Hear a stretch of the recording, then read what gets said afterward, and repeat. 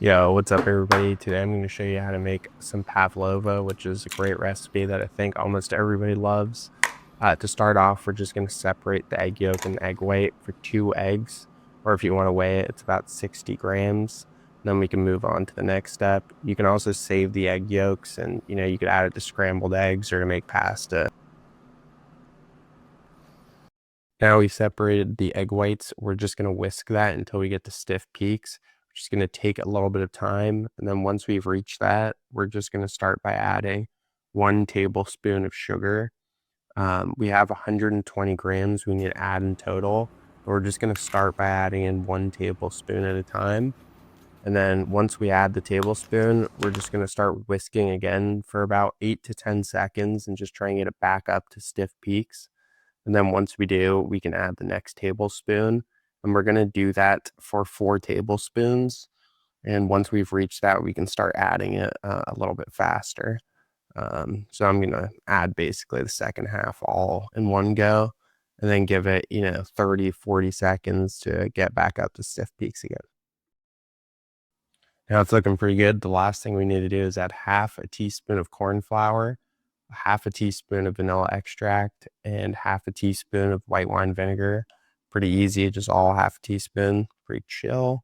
And then we're just going to whisk it for 10 more seconds. And then we're going to be done with the whisking and getting ready to throw it in the oven. Also at this point, you could also preheat the oven to 250 degrees Fahrenheit.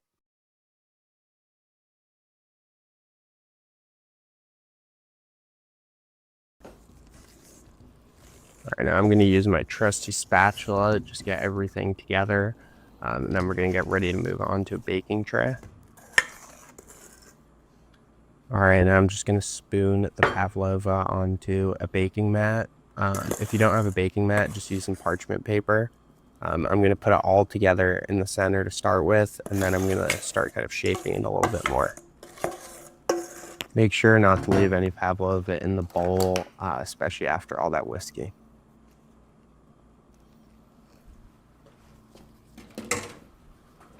All right, now I'm just shaping the pavlova a bit. You can spend as much time on this as you want. It doesn't need to be perfect, but you can also just make it really pretty if you want. The main goal right now is just to make a little well in the center for when I add all the whipped cream and berries and stuff as a place to go. A lot of people will use like a spoon and kind of go up the sides and make kind of like these peaks and make it, really pretty.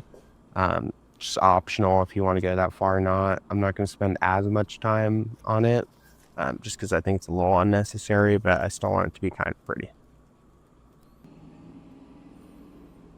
All right, we have a nice little like bird nest vibe going on right now. Now I'm just going to put it in the oven, 250 degrees, and it's going to take about an hour and 15, an hour and a half. All right, now I'm going to make some whipping cream for the pavlova. I'm going to add 1 tablespoon of sugar too, just because I don't want it super sweet, but you can add as much as you want. I decided to do a little bit old school and use a whisk, but I definitely recommend using a mixer if you have one, just because it's definitely a little bit of workout. You could also add a tiny bit of the vanilla extract if you wanted to the whipping cream. I didn't do that, but I'm sure it'd be really good. Strawberries. Today I had some strawberries. I had some blackberries and raspberries, but you can use whatever fruit you have in the house. Some mango would be really nice as well. Just use whatever you have. Can't go wrong. But the strawberries are the only thing I really need to cut up. And I also have some mint that I'm going to use. Also, if you had some lemon curd or some sort of berry compote, that would go amazingly. Even some ice cream would be a great topping for the pavlova. What I'm doing now is just chiffonading some mint, which is a fancy word, but what we're going to do is just get a few pieces of the mint, stack them together, and then roll them. And then we're just going to slice it fairly thin.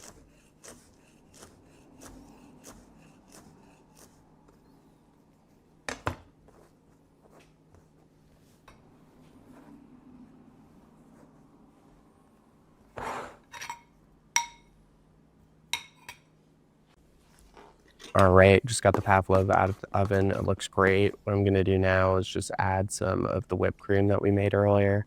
I'm going to be pretty generous with it, but you can add less if you want. If you do have lemon curd or compote that you're going to use, I'd probably add that after the whipped cream. And I'm definitely jealous of you if you did have some, because I did not, and that would have been really nice.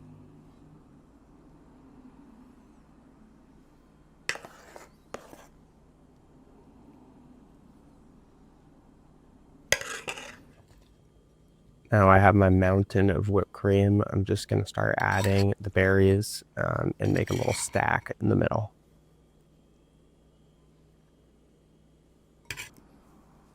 I still had some of the smaller leaves from the mint, and I thought it'd be a nice touch just to add a couple of those small pieces on the fruit.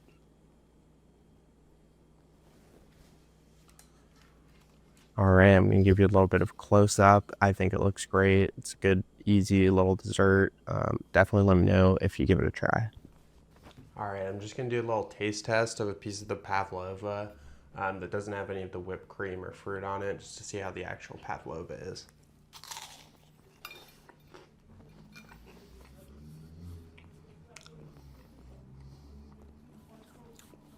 Super tasty, super sweet, obviously. You have a nice like crunch, but then it's also in the center pretty like soft and marshmallowy. It's really tasty. If you made it this far, please leave a like and maybe subscribe. Thank you.